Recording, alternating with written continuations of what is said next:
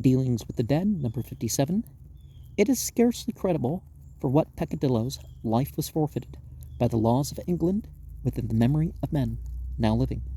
160 offences, which may be committed by man, have been declared by different acts of Parliament to be felony without benefit of clergy, that is, punishable with death. It is truly wonderful that in the 18th century it should have been a capital offence in England to break down the mound of a fish pond, to cut down a cherry tree in an orchard, or to be seen for 1 month in the company of those who called themselves Egyptians. We constantly refer to the laws of Draco, the Archon of Athens, the dude that made those triangular stela, as a code of unequaled cruelty, under whose operation crimes of the highest order and the most trifling offences were punished with equal severity. Draco punished murder with death, and he punished idleness with death. The laws of England punished murder with death, and they punished theft over the value of 12 pence with death. What is the necessity of going back to the time of Draco, 624 years before Christ, were examples of inhuman and absurdly inconsistent legislation? Now, contrary to the Protestant ideal, humanity hasn't been just one progress of getting less cruel or whatever. There's, the past couple thousand years, the likelihood of religious suppression and stuff has actually gone up. And the secularists have done their own thing with that, too. The Marquis of Beccaria, in its treatise De Delite et Della Pen, seems to have awakened legislatures from a trance in 1764 by propounding the simple inquiry, ought not punishments be proportioned to crimes, and how shall that proportion be established? A matter so apparently simple seems not to have been thought of before. Sir Samuel Romilly, Sir James Mackintosh, and Sir Robert Peel are entitled to great praise for their efforts to soften and humanize the criminal code of Great Britain. The distinction between grand and petty larceny was not abolished until 1827, when by the Act 7th and 8th, Geoffrey the Fourth, or something, geography, I don't know, chapter 29, theft was made punishable by transportation or imprisonment and whipping.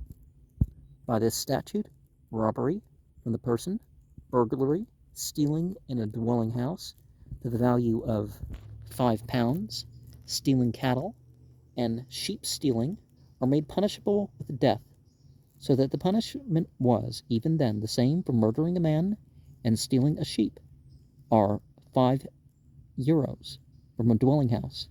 Death by this statute was also the punishment for arson, for setting fire to coal mines and ships, and for riotously demolishing buildings or machinery.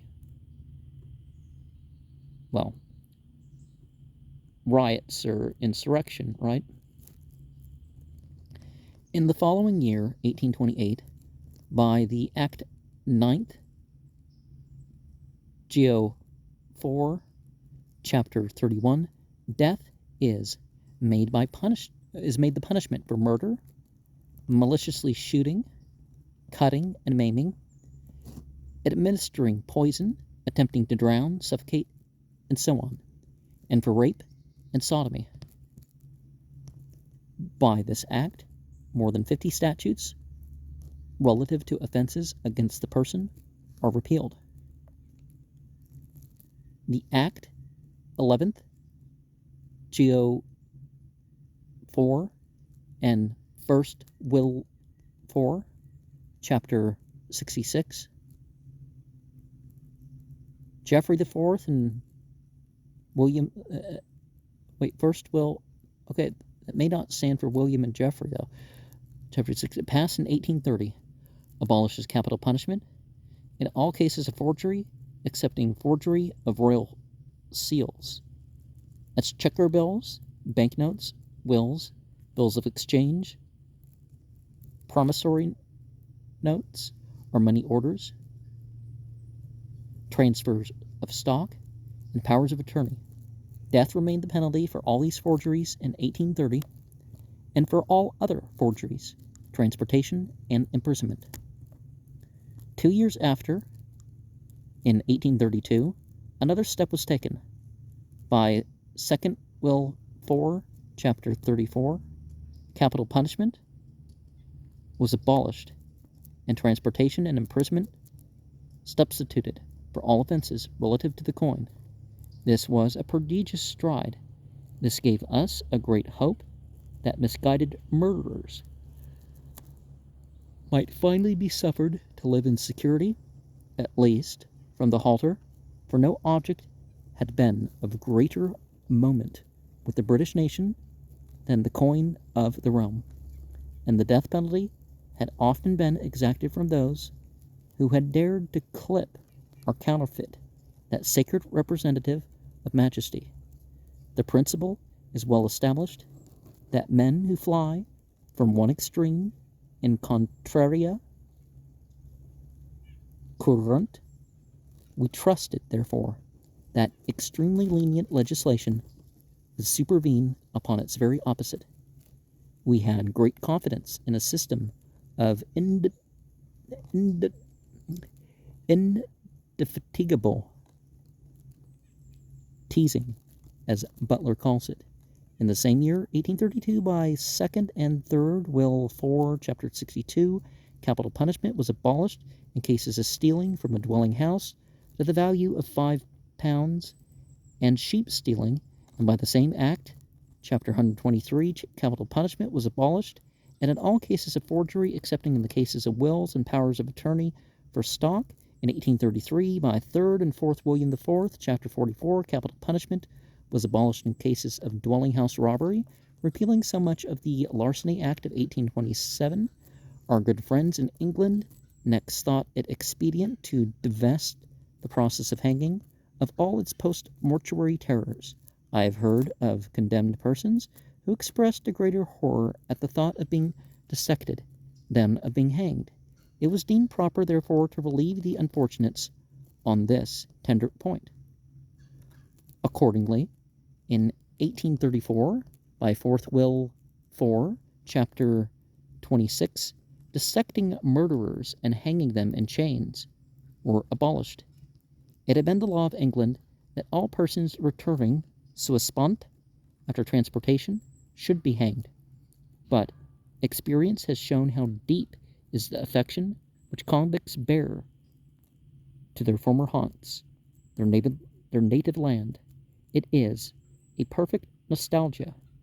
This law was therefore repealed in 1834 by 4th and 5th Will 4, Chapter 67. In 1835 by 5th and 6th Will 4, Chapter 33, sundry felonies, never before deemed bailable offenses, were made so, notwithstanding the parties confessed themselves guilty. Sacrilege and letter stealing had long been capital offenses in England. In the same year, they were no longer punished with death. We had great hopes from Victoria in 1837. Verse Vic, chapter 23, she began by abolishing the pillory entirely. And chapter 84, capital punishment is abolished in all cases of forgery. Chapter 85, capital punishment is inflicted for administering poison or doing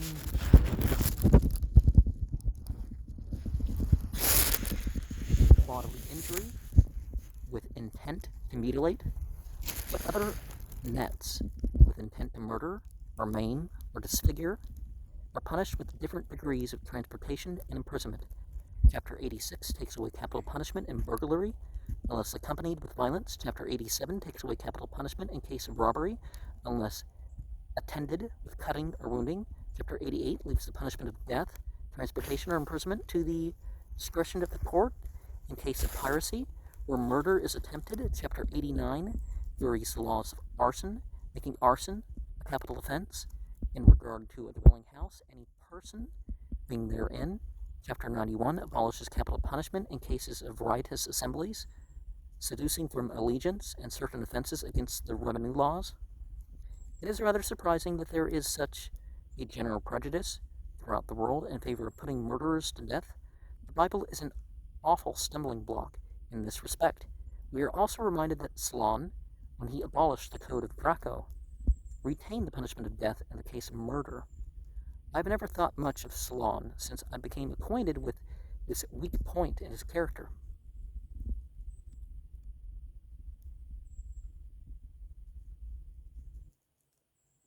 Well,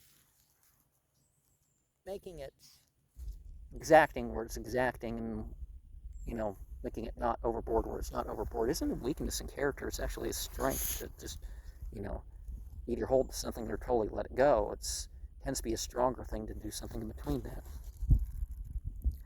A writer in the Edinburgh Review, volume 86, page 217, speaking of death as the punishment for murder, observes, the intense desire which now actuates a portion of the community to get rid of capital punishment even for murder may be taken as an indication of this excessive sensibility. The propriety of that punishment, in the given sense, would certainly appear to be distinctly sanctioned by that book, to which its opponents professedly appeal by reason and by the all but universal practice of nations. It is the only certain guarantee which society can have for the security of its members. Here we have it again, that book, the Bible. It cannot be denied that the Bible, our Solon, our Sir Matthew Hale, or somebody else, is everlastingly in the way of this and other modern philanthropic movements. What was Solon in comparison with David Crockett? Are we sure that we are right? And why should we not go ahead? For my own part, I have never been able to perceive the wisdom of attempting to conceal any of our prospective movements. Indeed, our future course must be sufficiently apparent at a glance. When we have agitated until capital punishment is abolished, and we have had a commemorative celebration with emblematical banners and 100 guns on the common, nothing will be further from our thoughts than a dissolution sine die. One of our chief arguments in favor of abolishing capital punishment is the greater hardship of a lifelong imprisonment. Availing of this argument, we shall be able to show that we have placed these unfortunates in a worse condition than before.